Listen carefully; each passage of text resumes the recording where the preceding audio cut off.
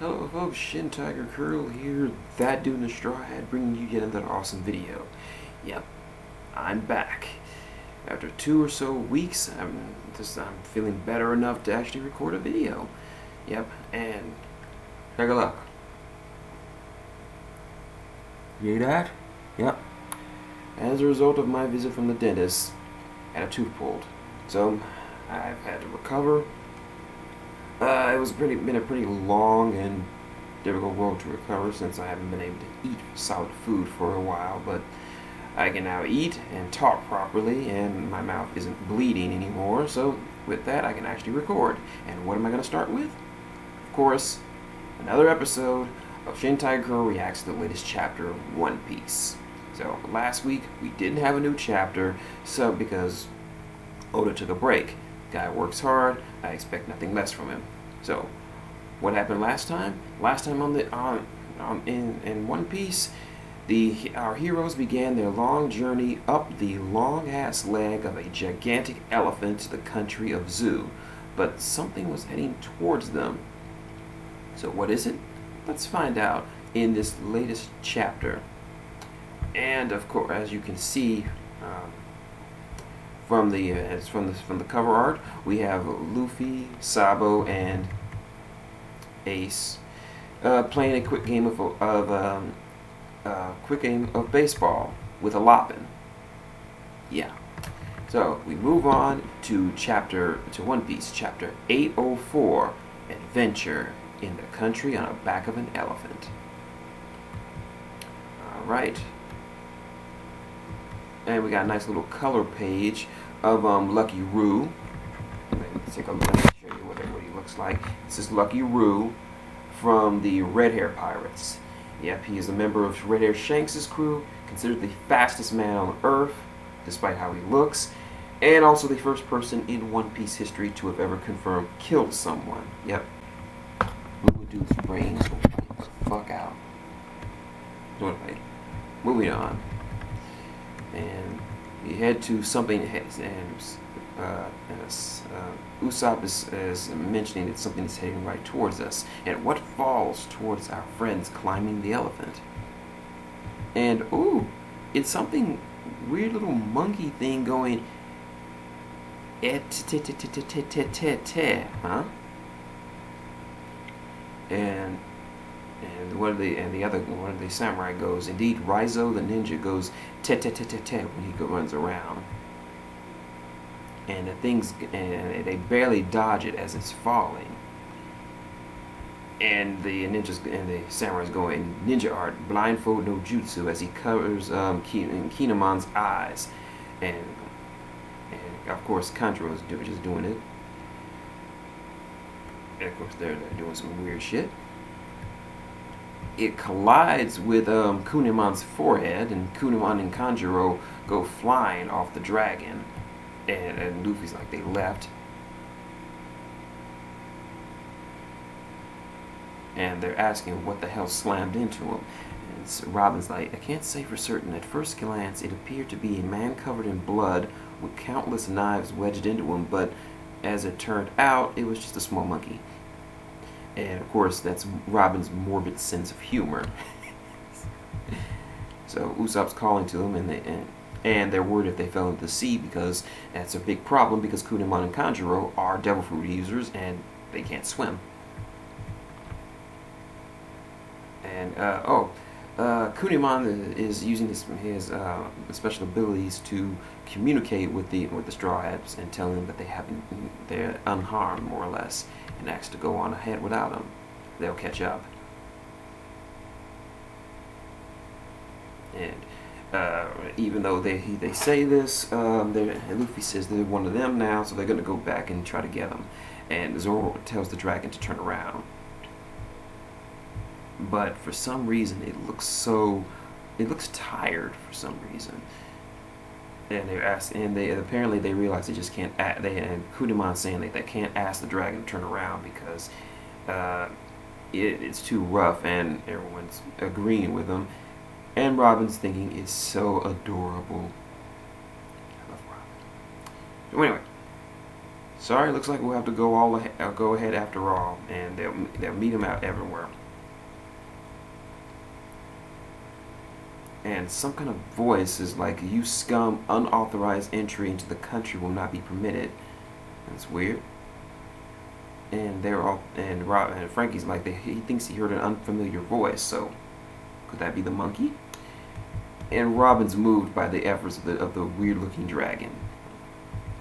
So they're climbing, and they're even the sun is actually setting. So it's been a long ass climb. So Usopp says he sees the summit, and they've named the dragon Ryusuke, and they're just cheering him on to climb, and they made it to the top. Aw, look at Ryusuke. But unfortunately, Robin's eyes, she's crying because she knows that his job is done, so Ryusuke is just gonna have to revert back to a painting. And he fades away, and he becomes nothing more than a painting now. Ryusuke, we remember you.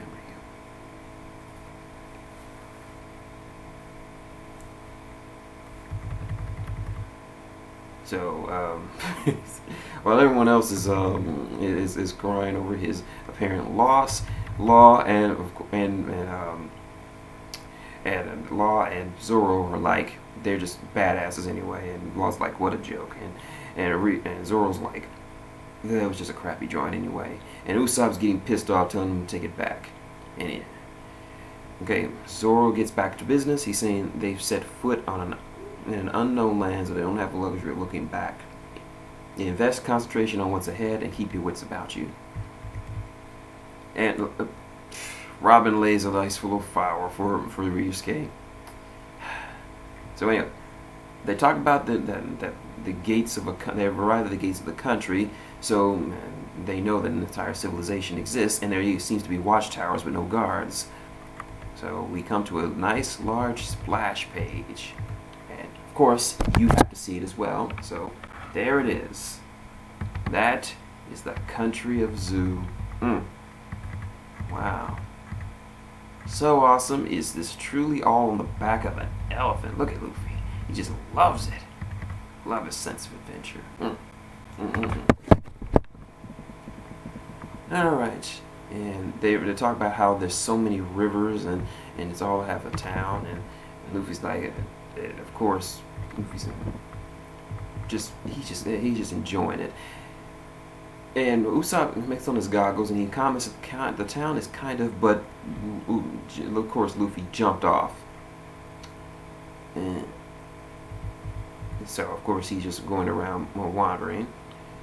And Robin's like, Zoro, are you sure you should be going on ahead without waiting for Kunimon? And he's like, this place may be huge, but it's not like an entire continent or anything. Let's keep moving. So he didn't need to jump over the walls. The gates are wide open, for crying out loud. And they just walk through the gates. And Law makes the observation that something seems to have busted the gates open. But they can't worry about that now. And he's talking about how the path seems off. It seems a bit too wide, made by the beast. It made by something, as if something made the path by like a beast from a forest. And Frankie looks down and he sees that there's some kind of it seems like a remnants of something that recently destroyed stuff. So the tracks seem fresh, and asking if they're going to be okay. And of course, Zoro's cracking a smile and said that they best tread lightly as he draws one of his swords. And Usopp's not having that shit. We don't even know who or what lies beyond. You're just going to jump the gun and assume they're enemies? And and Zoro's like, this path is definitely like people friendly, as Usopp and Frankie get their weapons ready. And Law's like, it's the elephant's skin, but flowers are blooming in rather weird and awkward places.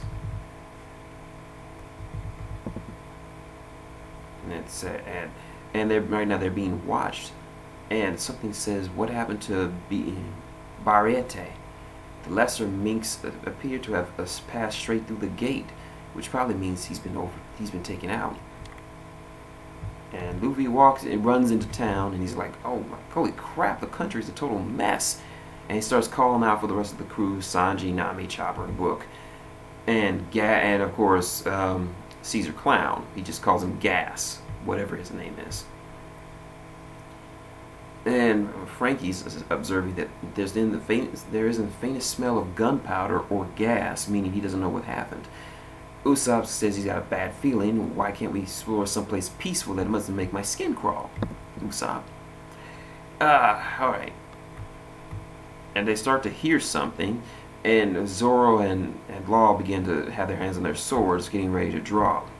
He says that, and Zoro says, "This one's mine," and something jumps out, and he slashes at it. And it looks, and it punches at his claw, and it looks like Zoro actually had to use his haki to protect himself.